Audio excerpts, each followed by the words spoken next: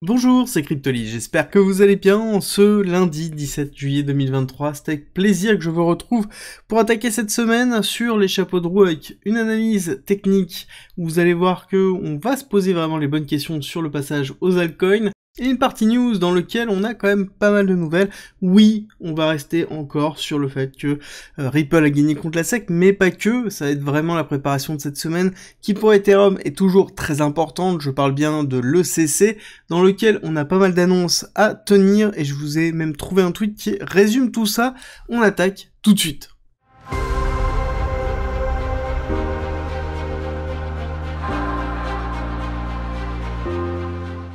Petite vision rapide où on voit qu'on a un 1inch qui est en train de performer, je vais vous expliquer tout de suite pourquoi. Alors plusieurs raisons, c'est que ils vont être présents à l'ECC, mais ce n'est pas tout, étant donné qu'ils vont tenir une conférence eux-mêmes le 19 juillet, et c'est en train de se mettre en place sur une spéculation très forte, étant donné que 1inch est spécialisé dans ce type d'annonce au niveau de l'ECC, au niveau de ces moments très importants de la communauté, de pouvoir faire des annonces fortes, donc c'est ce qui est en train de valoriser au niveau de 1inch, donc il va falloir faire attention. À côté, je vous ai trouvé un petit thread qui annonce un petit peu pas mal de choses, avec notamment l'Arbitrum Day qui arrive le 19, encore une fois à la fin de l'ECC. On va avoir Pendle qui va annoncer le 18 juillet, encore une fois une big release. On va avoir Grail, donc qui fait partie de l'Arbitrum, qui va annoncer le 21. On va avoir encore des nouvelles sur Matic. Bientôt, on va devoir l'appeler Paul, ça va faire vraiment très bizarre. Mais donc, le token de Polygon 2.0 qui va avoir encore une annonce sur l'Ethereum Community Convention. Comme d'habitude, on va avoir encore beaucoup de nouvelles dans lesquelles on va retrouver, je pense, des valorisations très fortes au niveau des altcoins et qui va être un petit peu la tendance de fond de cette émission, en tout cas d'aujourd'hui, qui va traiter cette notion d'altcoin. Alors, petite passe rapide sur un petit thread Twitter qui est très intéressant, qui est posté par Adam. Alors Adam, je sais pas si je vous en ai déjà parlé, mais c'est une des personnes que je suis régulièrement, qui fait partie des gros pontes, en fait, dans l'analyse générique de société et des analyses on-chain, et qui est plutôt très factuel. Et là, il revient sur l'annonce du cut des 1000 personnes sur CZ,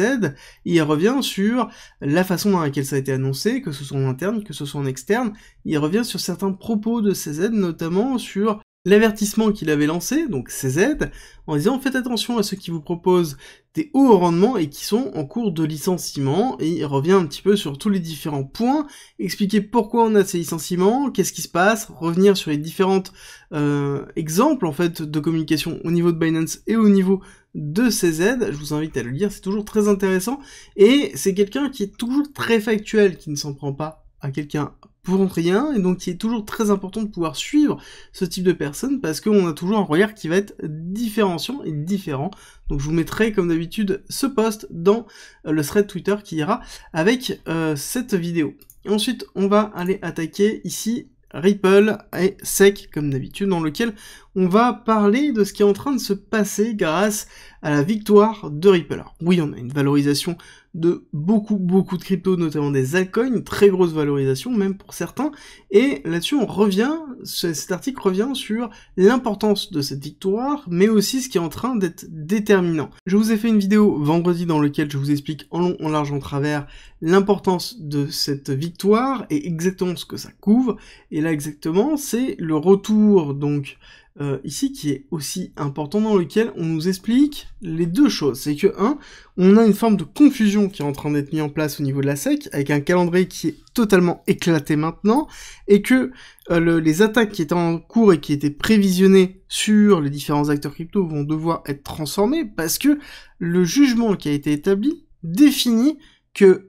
une crypto peut être à la fois une securities et une commodities en fonction de la modalité de vente. Chose qui ne peut pas exister dans les stocks, donc chose qui ne peut pas être gérée par la SEC. Et là, on arrive dans une ligne qui est vraiment compliquée à tenir pour la SEC, et sur lequel il va y avoir une désorganisation et une réorganisation obligatoire, qui peut prendre beaucoup plus de temps que prévu, et sur lequel, je pense, on va jouer sur beaucoup de cryptos, mais par contre, ce qui risque de faire très mal, ça va être notamment Coinbase, parce que lui, par contre, risque d'être attaqué très fortement pour pouvoir contrer cette jurisprudence et pouvoir justement valoriser les différentes actions qu'ils ont pu effectuer en fonction de la temporalité des ventes. Et ça va être totalement différent. Alors, autre chose, encore une fois, cette fois-ci sur Binance CZ, qui nous fait part de certaines de ses pensées, dans lesquelles il est majoritairement bullish sur la finance décentralisée, et BlackRock, il est excessivement positif sur les deux, et il considère aussi que l'impact sur XRP, sur la victoire de XRP, va être vraiment le tournant majeur sur le prochain bull run, sur la crypto, dans lequel, dans une société comme la société américaine, où on a une législation qui est vraiment portée sur la jurisprudence, on va avoir un ground, donc on va avoir directement de quoi construire, et ça va être peut-être le socle des prochaines législations. Alors, petit point rapide sur la macro, dans lequel on a une semaine qui va être quand même relativement chargée. On a l'IPC Core qui va être européenne, on a eu le PIB chinois qui est en dessous des prévisions, ce qui est plutôt mal, hein, on va pas se cacher que ça fait relativement mal. Jeudi, l'indice manufacturier de la Fed au Philadelphie qui risque de faire relativement mal aussi si jamais on est toujours en négatif et que on n'arrive pas à remonter la pente, donc il va falloir surveiller ça. Pour moi, ça va être vraiment la préparation à la semaine prochaine, en tout cas sur les grosses annonces. Par contre, on a du lourd au niveau des résultats d'entreprise. On rappelle que la macroéconomie, notamment le Nasdaq et le SP500, sont corrélés directement au retour des sociétés, ce qui est tout à fait logique, donc aux résultats et aux dividendes qui peuvent être versés. Et là, on voit que on a une semaine qui est relativement lourde avec Tesla, Netflix, IBM. On a vraiment du lourd, notamment mercredi, et ça va être ponctué un petit peu partout. Et c'est vraiment que le début, on va avoir une série de nouvelles qui vont potentiellement impacter la macro. Macro qui pour moi va devoir passer par une phase de surveillance de l'US Oil. On va le mettre ici, dans lequel ça va être vraiment très important de le suivre. L'US Oil, ça va être la représentation du pétrole qu'il va falloir vraiment checker sur tout le mois de juillet. On est le 17 juillet et on se retrouve avec un pétrole qui est toujours à 74 $, avec une pointe quand même à 4,77, quasiment 80 $. Donc vraiment une pointe d'accélération qui est très forte, et surtout on est en train de rentrer dans une pattern ici où on est en train de casser ici notre range baissier dans lequel on avait une accumulation, on est en train de le casser, donc on est en train de faire une respiration pour potentiellement aller retester ici les 74 qu'on est en train de retester actuellement, voire potentiellement un petit peu plus bas, 72, pour repartir à la hausse. Et là, ça va avoir un impact très fort sur l'inflation. Rappelez-vous la quotidienne que je vous ai faite sur les chiffres de l'inflation qui sont portés principalement, cette diminution, par la diminution sur la consommation énergétique. Là, actuellement, si on a un pétrole qui se valorise à la hausse et qu'on consolide au-dessus des 75, ça veut dire qu'on va avoir une inflation qui va repartir, et donc ça veut dire qu'on risque d'avoir très mal au mois d'août, dans lequel on aura les chiffres d'inflation qui arriveront, et ça se sentira très fortement sur les stocks. Petit rappel, vite fait, sur SP500 et Nasdaq, dans lequel on est toujours dans des zones d'extension très fortes, ces zones d'extension d'ailleurs sur lesquelles on a toujours des divergences qui sont mises en place et qui sont continuellement invalidées, donc il va falloir faire très attention, mais à un moment donné, on va devoir respirer, il va pas avoir le choix, on va avoir une petite respiration, plus on accélère à la hausse, plus cette respiration peut être structurelle et donc intéressante à justement suivre. Mais ça veut dire aussi, quand on regarde l'inflation plus ce qu'on est en train de voir là actuellement sur le Nasdaq et le SP500, qu'à un moment donné, cette respiration peut être compliquée à gérer pour le marché. Alors, pour le marché crypto, on n'en est clairement pas là. Pour le marché crypto, on va regarder le BTC sur le CME, donc Chicago Mercantile Exchange, dans lequel on entame notre 4e semaine, hein, quasiment flat. Il y a une volatilité totalement plate, hein, quelque chose qu'on revoit vraiment sur aussi le Total Index, dans lequel c'est peut-être un petit peu mieux, parce qu'on a des petites bougies légèrement plus vertes, mais ça reste quand même vraiment très flat, hein. On voit que le week-end nous permet de respirer un petit peu, et quand on regarde la clôture de la semaine que l'on a eue au niveau de juillet, dans lequel on a eu ici, la semaine précédente, une petite réaccélération, c'est quand même relativement faible, hein, dans le sens où on a bien fait un aller-retour pour retourner sur une volatilité totalement vide. Cette volatilité nous explique tout simplement que le BTC n'est pas prêt à partir, et ce qui nous renforce un petit peu cette idée que l'on a depuis un certain temps, où on va avoir besoin d'une respiration, on va avoir besoin d'un retracement pour reprendre des liquidités, il n'y a personne à acheter. Alors oui, plusieurs possibilités, soit techniquement on a besoin d'avoir un retracement, soit on a besoin d'avoir une injection de liquidité. C'est deux vecteurs qui vont nous donner une accélération au cours, de l'énergie pour pouvoir repartir à la hausse. Cette injection de liquidité pourrait arriver par les ETF spot, hein, que ce soit BlackRock et tous les compères qui risquent d'arriver, dans lequel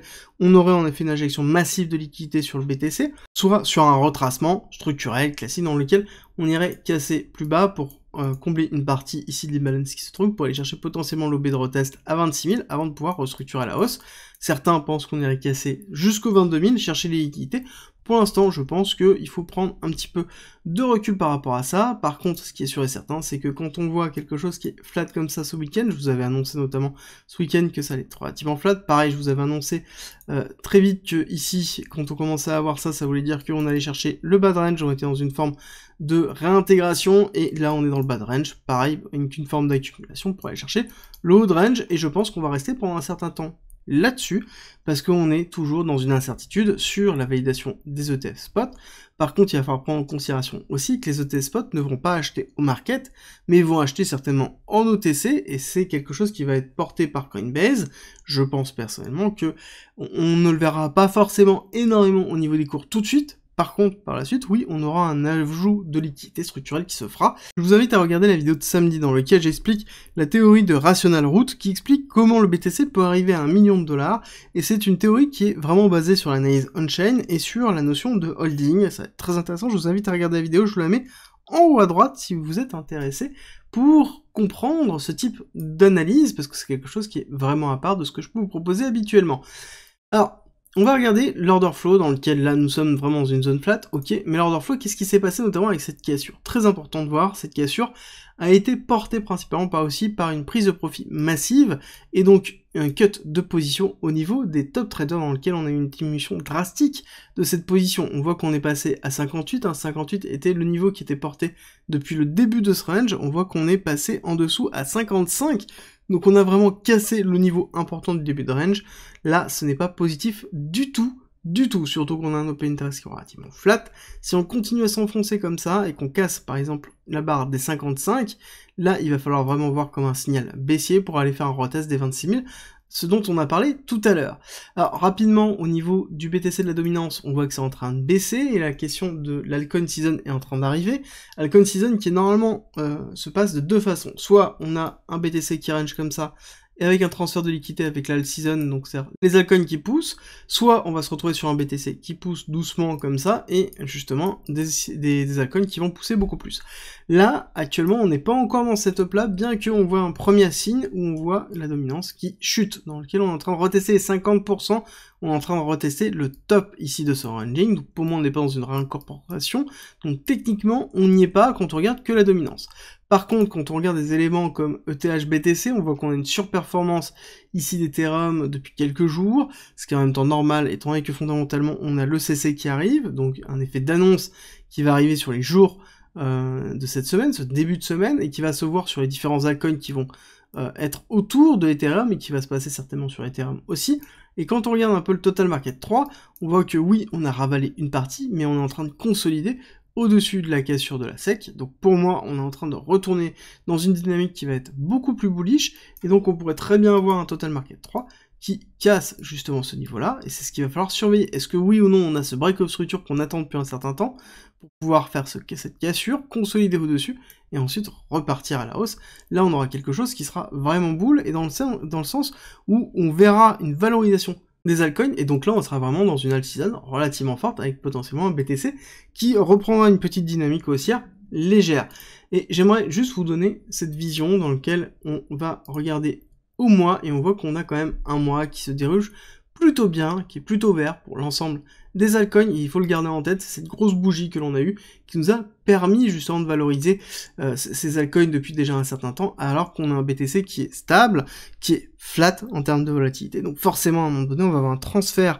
des liquidités vers quelque chose qui va être beaucoup plus volatile, et c'est un petit peu ce que l'on attend au niveau de la alt season. C'est peut-être le début de la alt season qui risque de se terminer sur cette fin de mois de juillet. N'oubliez pas que la alt season est relativement courte, hein. C'est quelque chose dans lequel on a une valorisation très forte pendant un petit moment, donc il va falloir pas se louper, et peut-être justement préparer les différents coups sur les annonces que l'on va avoir au niveau de l'ECC, et qu'il va falloir surveiller tout ça, chose qu'on fera ensemble dans la quotidienne. J'espère que cette vidéo vous a plu, si c'est le cas, n'oubliez pas de me laisser un like avant de partir, et on se retrouve à 13h30 pour une vidéo sur XLM, forcément en parlant de la valorisation du token de Stellar, et on se retrouve à 13h30.